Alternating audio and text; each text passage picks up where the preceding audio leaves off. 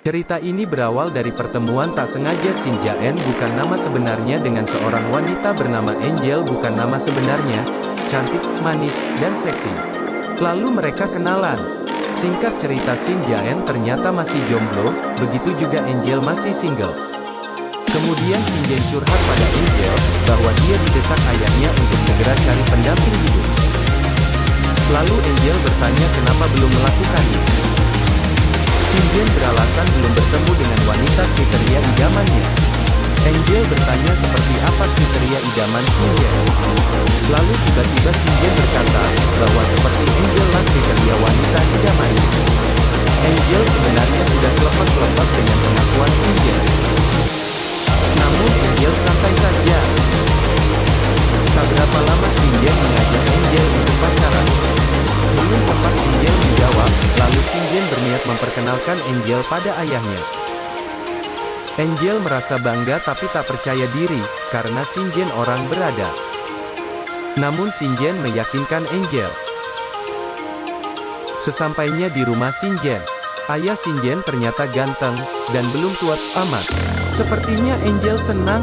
Lalu ayah Shin Jae bertanya siapa wanita cantik yang bersamanya. Shin Jae mengatakan bahwa Angel pacarnya. Lalu ayahnya nyeletuk, kenapa Angel tidak dijadikan Shin Jae istri saja. Lalu Shin Jae berencana dalam waktu dekat dia akan memperistri Angel. Angel pun merasa senang, apalagi melihat ayah Shin Jae. Shin Jae pun makin cinta dengan Angel. Kemudian Shin Jae mengantar Angel ke kosannya.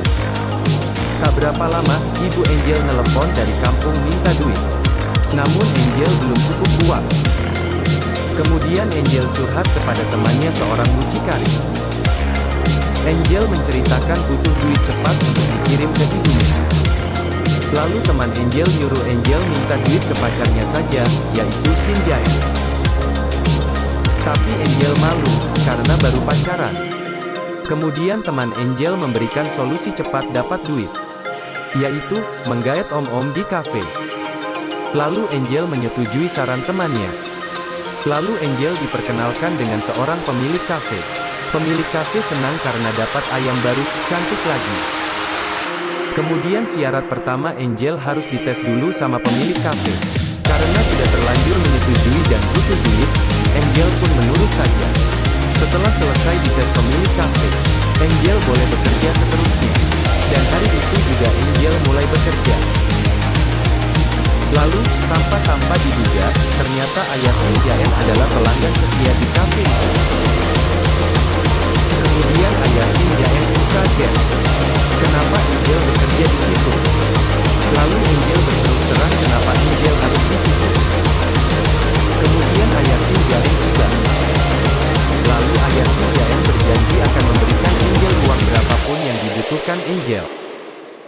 Tapi dengan syarat Angel harus keluar, dan jangan bekerja di situ lagi. Angel sangat setuju, karena sebentar lagi Angel juga akan jadi menantunya. Lalu ayah Shin Jae berniat pulang, karena tak mungkin dia memakai jasa calon menantunya. Tapi Angel melarang calon mertuanya pergi.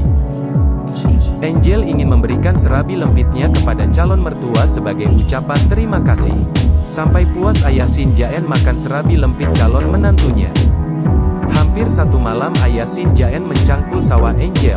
Setelah itu ayah Shin Jae makin ketagihan dengan sawah tandus milik Angel. Begitu juga halnya dengan Angel. Angel makin manja dengan ayah Shin Jae, karena ayah Shin Jae selalu memberi materi lebih dari cukup pada Angel. Dan inilah nantinya sumber keretakan hubungan Shin Jae dengan Angel.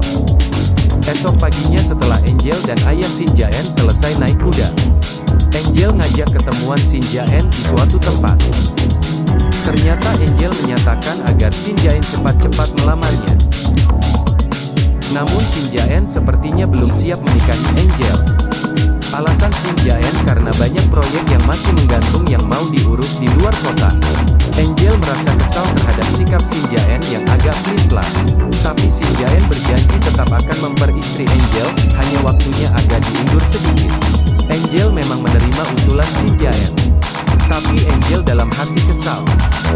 Lalu Angel ketemuan dengan temannya, dan minum-minum di sebuah kafe. Mereka ngobrol panjang tentang pernikahannya mundur Shin Jae-en.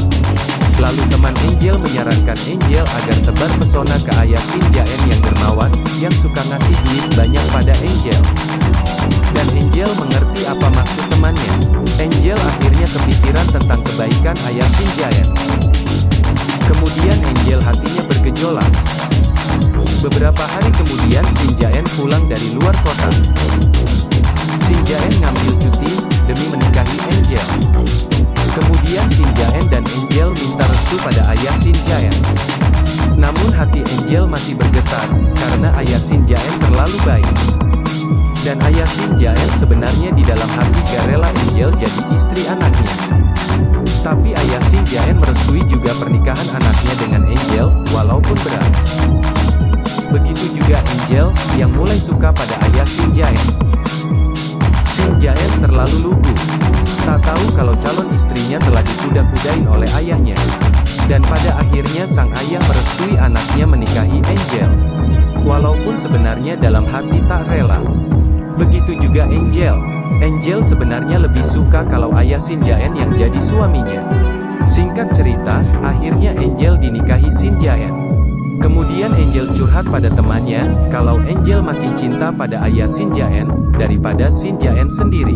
Lalu teman Angel memberi saran, supaya Angel juga kasih jatah ayah Shin Jae-en serabi lempitnya, agar duit ayah mertuanya terus mengalir ke rekening Angel. Lalu Angel melakukan saran temannya. Singkat cerita, Angel sangat bersemangat menjalani biduk rumah tangganya. Suami berangkat kerja, si istri juga bekerja dengan ayah mertuanya di kamar.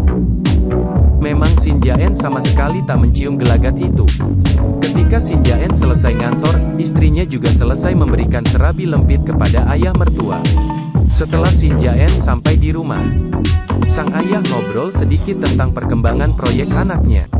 Setelah ngobrol dikit ayahnya pergi. Seperti biasa, ayahnya santai bagaikan tak terjadi apa-apa. Pada malam hari, ayah Shin Jae-en tak bisa tidur.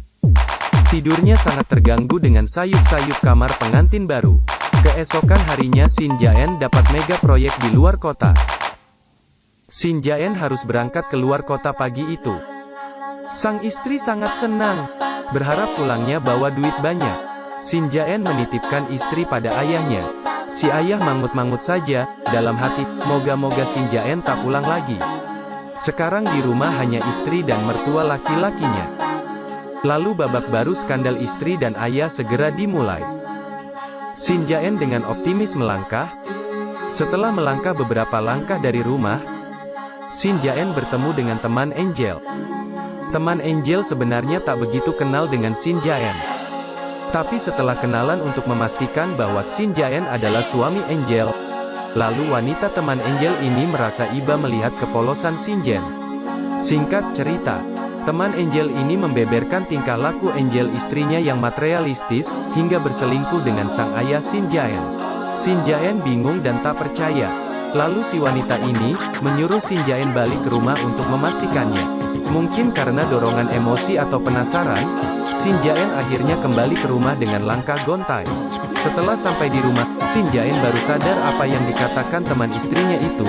Shin Jae-en hampir meluapkan emosinya, ketika melihat ayahnya melahap serabi lempit istrinya. Tapi itu tak dilakukan Shin Jae-en. Shin Jae-en menunggu acara itu selesai dulu, karena gak mungkin nanggung di tengah jalan.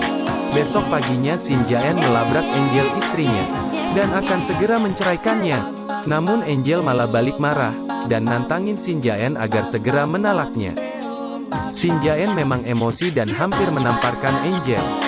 Namun dalam hati Shin Jae-en itu percuma. Tak mungkin ludah yang dibuang dijilat kembali. Akhirnya Shin Jae-en pergi dari rumah terkutuk itu untuk selamanya. Lalu Shin Jae-en meluapkan emosinya dengan minum-minum alkohol seharian. Kasihan Shin Jae-en, diselingkuhi istri yang sangat dicintainya. Sekian dulu teman-teman, sampai jumpa di alur cerita film selanjutnya. Nantikan kisah alur cerita film drama Korea yang lebih hot lagi di channel Cerita Film.